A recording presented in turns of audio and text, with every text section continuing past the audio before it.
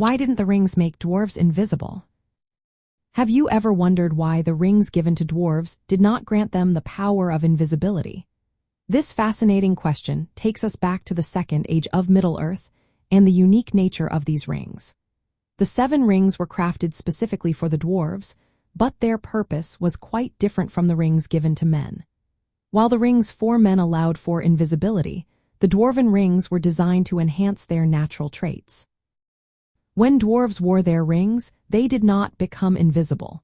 Instead, these rings amplified their desire for treasure and wealth. This meant that the dwarves became more greedy and more prone to anger when their riches were threatened. The rings intensified their natural tendencies rather than granting them any kind of stealth or concealment. The invisibility effect that some rings provided is closely tied to the nature of the bearers. Men and hobbits experienced a partial transport into the unseen spirit world when they used their rings. This effect simply did not apply to dwarves. Their strong will and resistance to domination meant that Sauron could not control them through these rings. Instead of bending them to his will, the rings only fueled their lust for gold. In contrast, the Elven Rings were crafted with different intentions. These rings were made to preserve beauty and promote healing.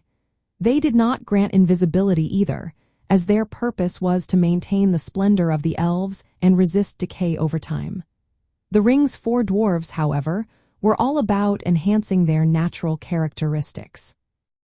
So, the reason dwarves did not become invisible when wearing their rings lies in their unique nature and the specific designs of the rings themselves. The rings were not meant for control or invisibility. Instead, they reflected the dwarves' love for treasure and their fierce independence. This distinction highlights the varied qualities of each race in Middle-earth and the intentions behind the creation of the rings during the Second Age.